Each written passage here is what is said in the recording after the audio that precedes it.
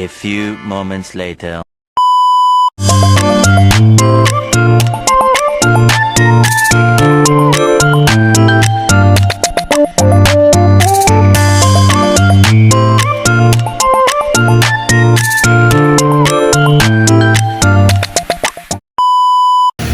Yang pertama, konsep dasar keuangan syariah.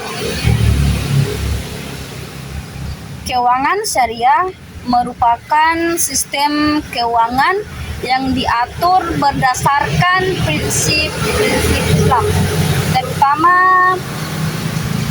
hukum syariah yang bersumber dari Al-Quran, hadis, ijma, dan qiyas. Intinya semua aktivitas keuangan harus sesuai dengan nilai-nilai Islam, seperti keadilan, kejujuran, dan tanggung jawab sosial. Prinsip utama dalam teori keuangan syariah adalah uang bukan komoditas yang bisa diperdagangkan, melainkan alat tukar. Uang tidak boleh menghasilkan uang tanpa adanya aktivitas ekonomi yang nyata. Artinya, keuntungan hanya boleh muncul dari transaksi barang, jasa, atau investasi produk yang bukan dari bunga atau spekulasi. Ada 3 larangan utama dalam sistem keuangan syariah. Yang pertama, riba atau bunga. Setiap tambahan yang diperoleh tanpa ada usaha real, contohnya pinjam uang 10 juta dan harus bayar 11 juta, tambahan 1 juta, itu dianggap riba bukan karena hasil usaha. 2. Gharar, ketidak jelas. Transaksi yang tidak jelas objeknya, waktunya, atau resikonya. Misalnya jual beli barang yang belum tentu kualitasnya atau belum tentu ada. Yang ketiga, maisir atau perjudian.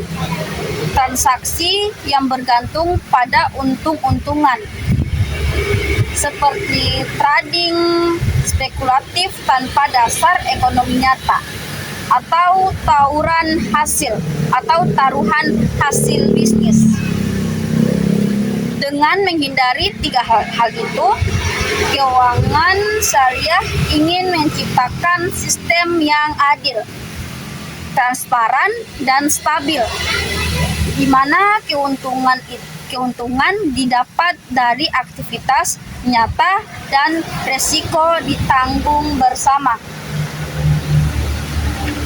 Kemudian yang kedua, tujuan dan fungsi keuangan syariah. Secara teori, keuangan syariah tidak hanya berbicara tentang keuntungan ekonomi, tapi juga tujuan moral dan sosial. Ada 4 tujuan besar dalam sistem ini.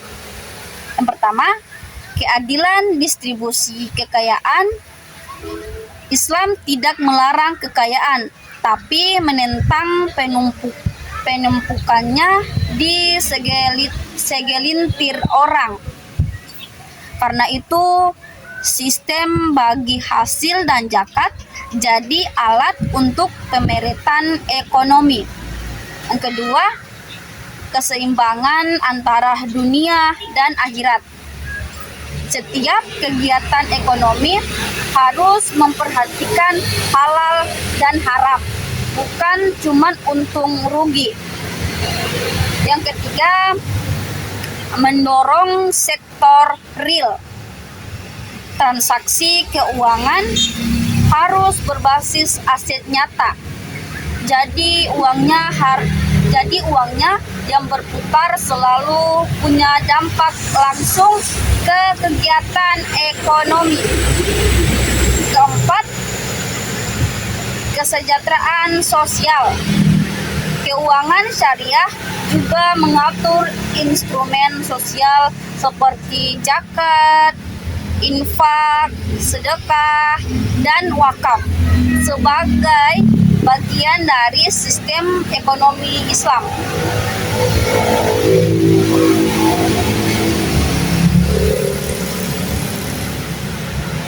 Kemudian yang ketiga, prinsip-prinsip dasar keuangan syariah. Ada beberapa prinsip fundamental yang menjadi fondasi teori dan praktik keuangan syariah. Yang pertama, prinsip bagi hasil. Prinsip ini mengajarkan bahwa keuntungan dan resiko ditanggung bersama sesuai kesepakatan. Contohnya mudharabah, kerjasama antara pemilik modal dan pengelola usaha. Pemilik modal menyediakan dana, pengelola menjalankan bisnis. Keuntungan dibagi sesuai nisbah, sedangkan kerugian ditanggung pemilik modal kecuali karena kelalaian pengelola. Kemudian musyarakah, kerjasama di mana kedua pihak sama-sama menanamkan modal. Keuntungan dan kerugian dibagi berdasarkan proporsi modal atau kesepakatan.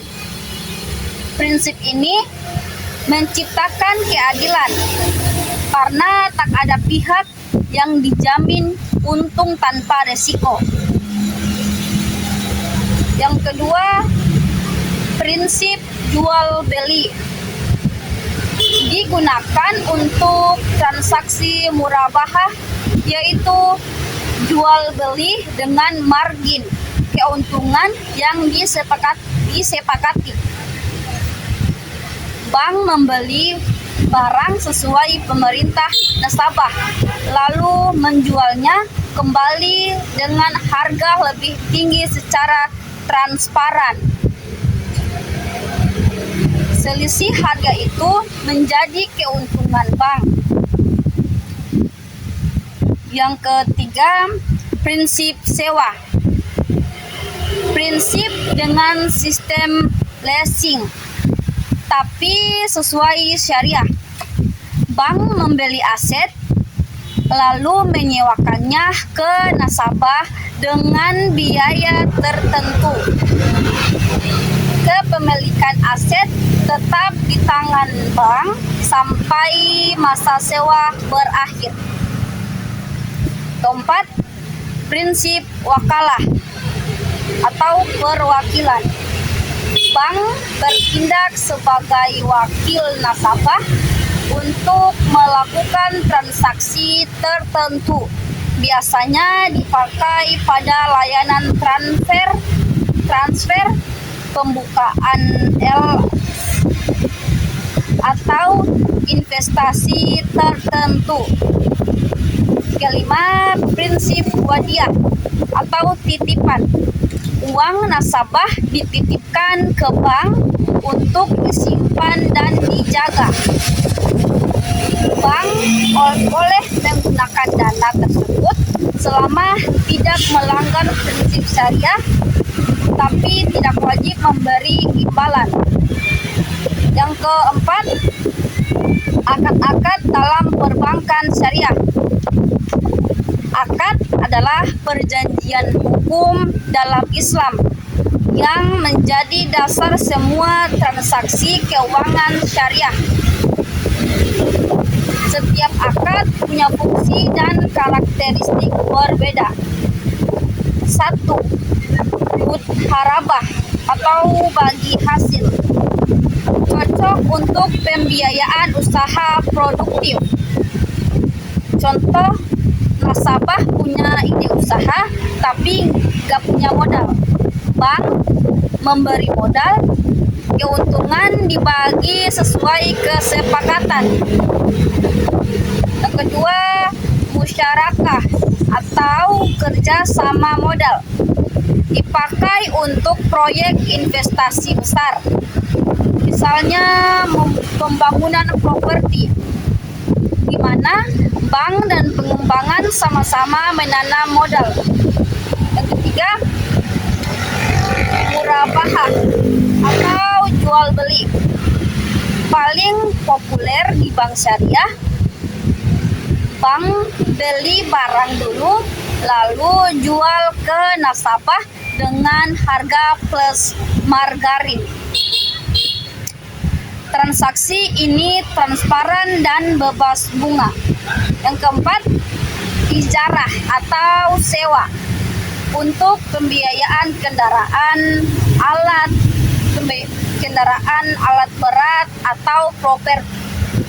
Setelah masa sewa selesai, bisa ada opsi ijarah muntahiyah bitamlik, yaitu kepemilikan berpindah ke nasabah. Yang kelima, istisna atau pesanan barang, digunakan untuk pembiayaan proyek, konstruksi atau produksi. Bank membiayai pembuatan barang pesanan lalu menjualnya kepada nasabah setelah selesai. Yang keenam, salam, pesanan dengan pembayaran di awal, cocok untuk sektor pertanian.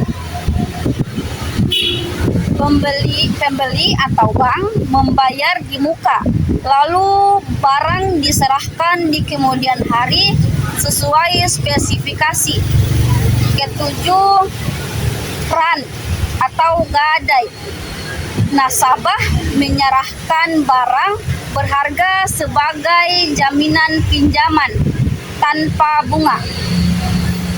Kedelapan, kafalah atau penjaminan.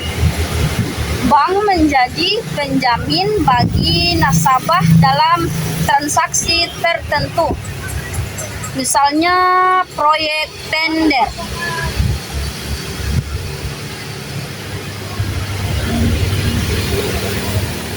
Yang kelima,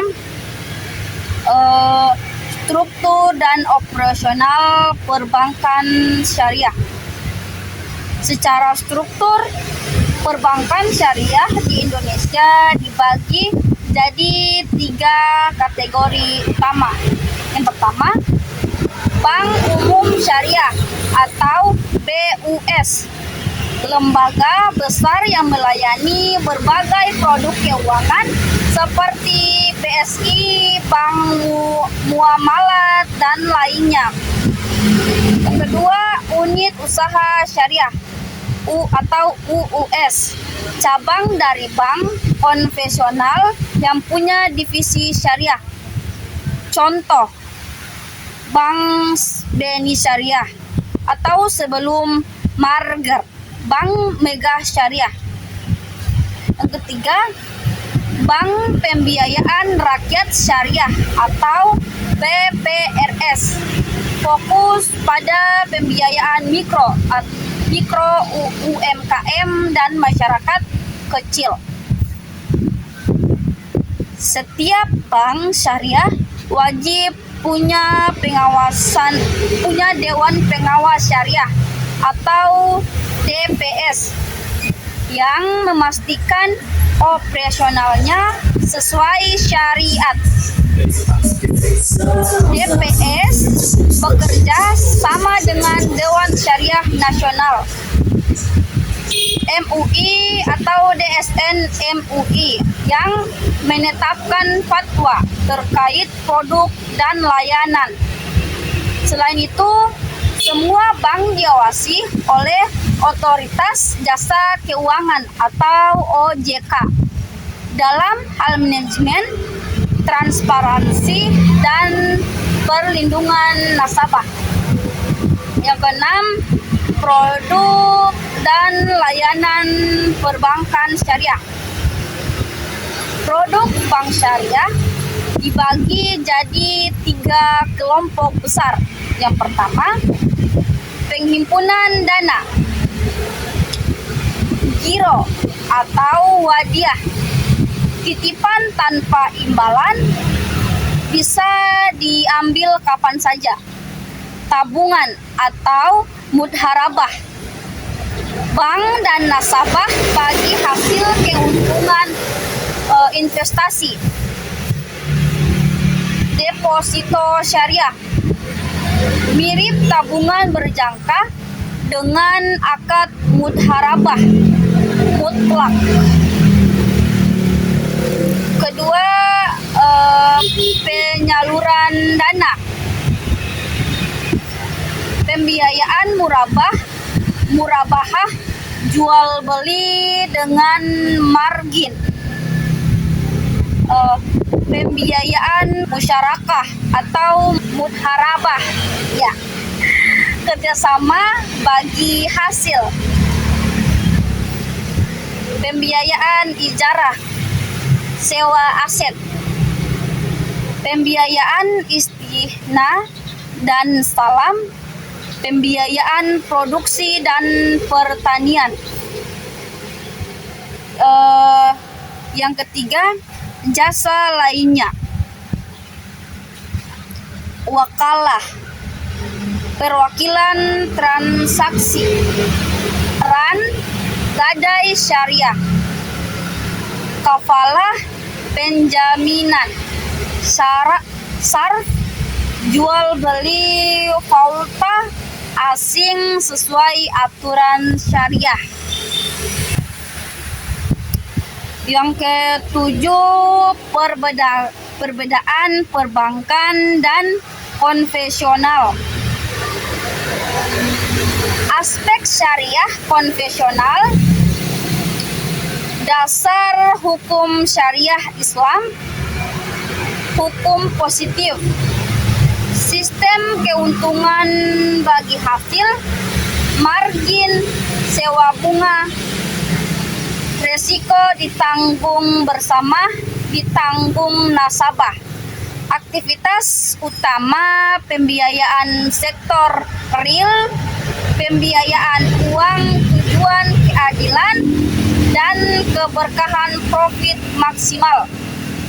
Pengawasan DPS dan DSN MUI OJK saja.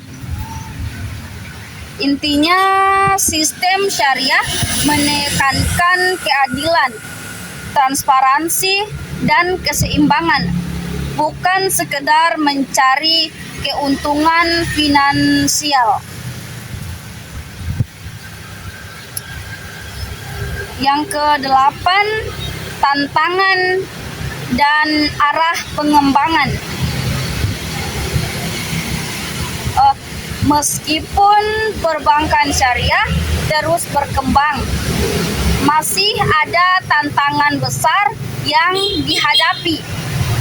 Yang pertama, tingkat literasi keuangan syariah masih rendah. Banyak masyarakat belum paham perbedaan nyata antara bank syariah dan konvensional. Yang kedua, kurangnya inovasi produk. Produk bank syariah kadang masih mirip dengan konvensional, hanya beda istilah. Yang ketiga, SDM dan edukasi syariah masih terbatas. Dibutuhkan lebih banyak tenaga profesional yang paham ekonomi Islam secara mendalam.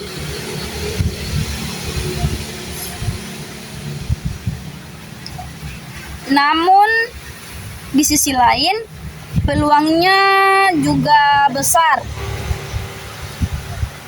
Mayoritas penduduk Indonesia beragama Islam. Potensi pasar besar. Pemerintah aktif mendukung ekonomi syariah lewat Komite Nasional Ekonomi dan Keuangan Syariah atau KNEKS.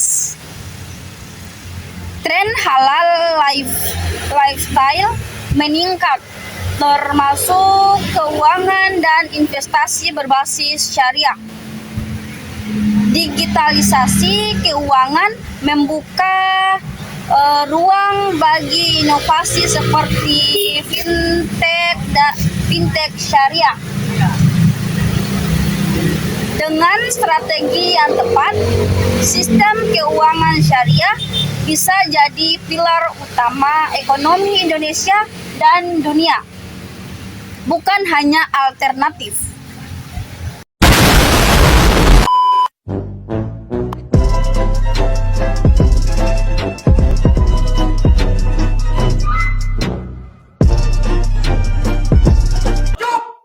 खत्म bye bye tata good bye